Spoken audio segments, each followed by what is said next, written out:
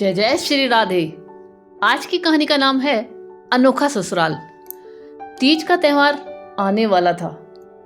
तुलसी जी की दोनों बहुओं के मायके से तीज का सामान भर भर के उनके भाइयों द्वारा पहुंचा दिया गया था।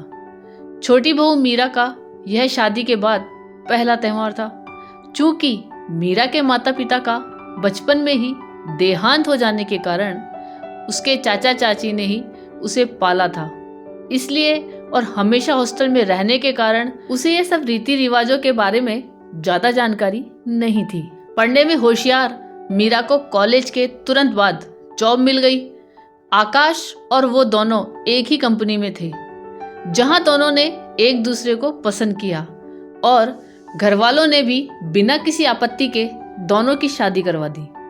आज जब मीरा ने देखा कि उसकी जेठानियों के मायके से शगुन में ढेर सारा सुहाग का सामान, साड़ियाँ, मेहंदी, मिठाइयाँ आदि आया है, तो उसे अपना कद बहुत छोटा लगने लगा। मायके के नाम पर उसके चाचा चाची का घर तो था, परंतु उन्होंने मीरा के पिता के पैसों से बचपन में ही हॉस्टल में एडमिशन करवाकर अपनी जिम्मेदारी निभा ली थी और अब शादी करवाकर उसकी इतिश्री कर ली थी। आखिर उसका शगुन का सामान कौन लाएगा, ये सोच सोचकर मीरा की परेशानी बढ़ती जा रही थी।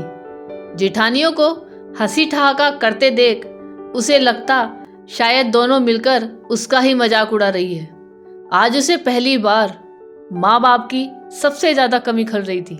अगले दिन मीरा की सास तुलसी जी ने उसे आवाज लगाते हुए कहा, मीरा बहू जल्दी से नीचे आ जाओ, देखो तुम्हारे मायके से तीज का शगुन आया है।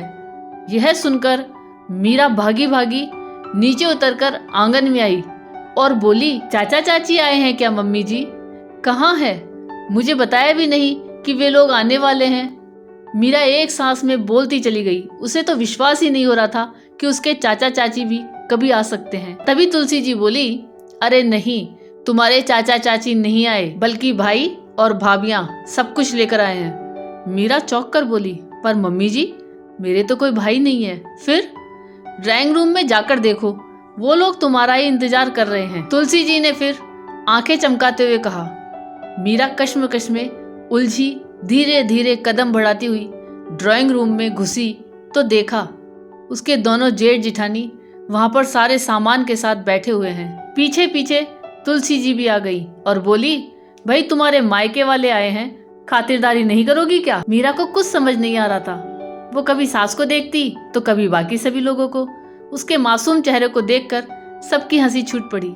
तुलसी जी बोली, कल जब तुम्हारी जिठानियों के मायके से शगुन आया तो हम सब ने ही तुम्हारी आंखों में वह नमी देख ली थी जिसमें माता पिता के ना होने का गहरा दुख समाया हुआ था। मायके की महत्ता हम औरतों से ज्यादा कौन समझ सकता है, इसलिए हम सब ने तभी तय कर लिया था कि आज हम सब एक नया रिश्ता कायम करेंगे और तुम्हें तुम्हारे मायके का सुख जरूर देंगे। मीरा को अपने कानों पर विश्वास नहीं हो रहा था। जिन रिश्तों से उसे कल तक मजाक बनने का डर सता रहा था, उन्हीं रिश्तों ने आज उसे एक नई सोच अपनाकर उसका मायका लौटा दिया था। मीरा की आंखों से खुशी और कृतज्ञता के आंसू बह रहे थे। समाज में एक नई सोच को जन्म देने वाले उसके ससुराल वालों ने मीरा का कद बहुत ऊंचा कर दिया था। साथ ही साथ अपनी बहू के ससुराल को ही अपना मायका बनाकर समाज में उनका कद बहुत ऊंचा उठ चुका था।